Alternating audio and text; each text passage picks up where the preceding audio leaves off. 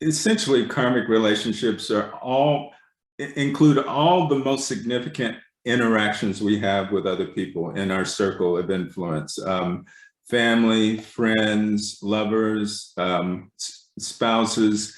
We have karmic ties with all the people that we have any kind of significant contact in our lives. Sometimes even the people that we casually run into in the grocery store and places that we frequent, we have some kind of karmic ties with them where they wouldn't be in our circle. They wouldn't even show up for us. So, to a greater or lesser extent, this sort of network of, and I see karma as energy. It's an energetic tie, and it has a frequency that you would say either is constructive or challenging. And so those ties connect us to all the people that we have significant interactions with in any way. And of course, the closer they are to us, or the more significant, our relationship is with them, typically the stronger or the more significant the karmic tie is.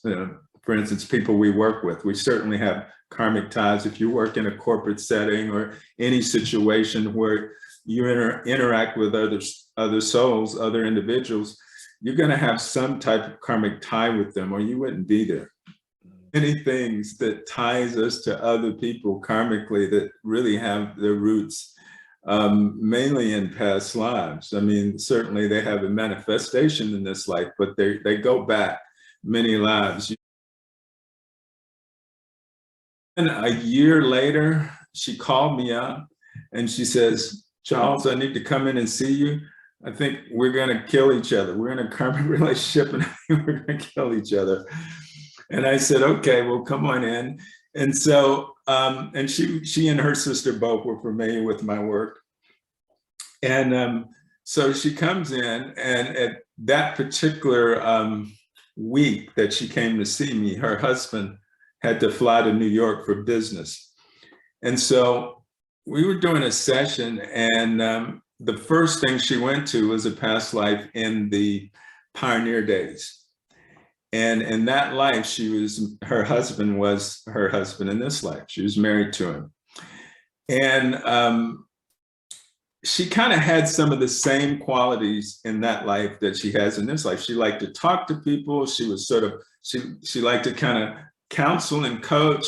And so her husband was a wealthy rancher, and she would like to go in town and just interact with people, sort of informal sort of counseling and coaching. And she just got a lot of joy from that.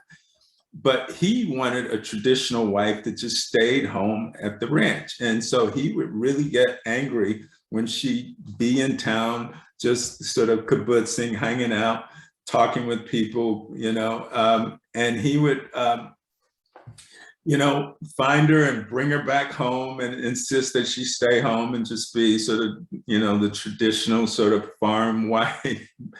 And she just wasn't comfortable with that. So he had to travel from time to time on business. And one time while he was out on business, she was doing what she typically did. She went in town and she was just interacting with people, talking, hanging out. And she wasn't doing anything inappropriate. She was just being who she was. He came in town. He didn't find her at home. I mean, he came back. He didn't find her at home. He went in town and found her, interacting with people, talking, whatnot, sort of like counseling, what she ends up doing in this life, a lot of. And he got so angry at her, he dragged her out of it was sort of like a saloon, but it wasn't, it was sort of like a meeting place. And in the alleyway, he was so angry, he basically choked her to death, in an argument in an alleyway of the saloon. And because he was such a wealthy rancher, the sheriffs in that particular town did not prosecute him. They sort of swept it under the rug. So that went on in that life. And so he had killed her.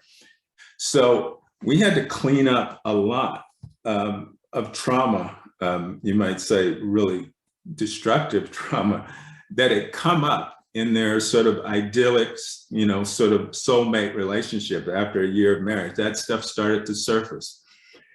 And that's really what happens in all our relationships. You know, positive and negative karmic ties start to unravel.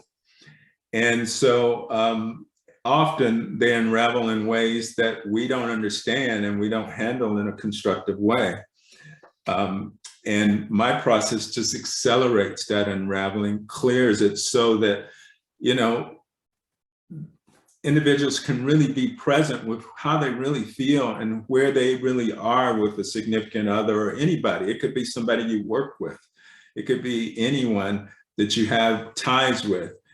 And when there's conflict, when there's often some kind of tension that's ongoing, typically it has roots in some kind of past life karma.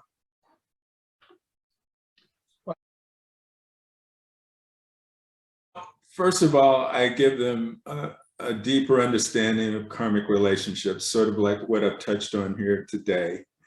Then I have them start to identify some things that might be issues that they suspect have karmic past life ties. And it could be any number of things. It could be a positive or a negative thing. And at a certain point in that workshop, I take the group into their own individual to experience a past life that's tied to that particular issue that we've identified for them. And they get a glimpse and they get to experience where that got started and how it got started and who it got started with.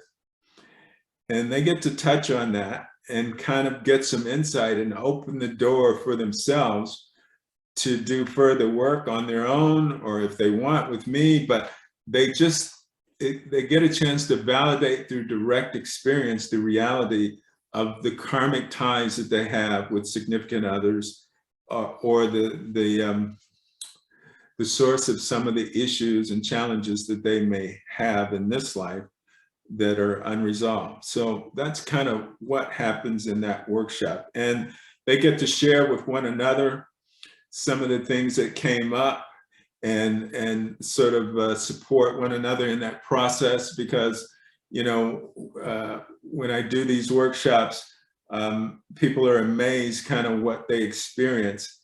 And also sometimes realizing that even the fact that they all came together at this point in time, that they have even, you know, karmic ties with one another.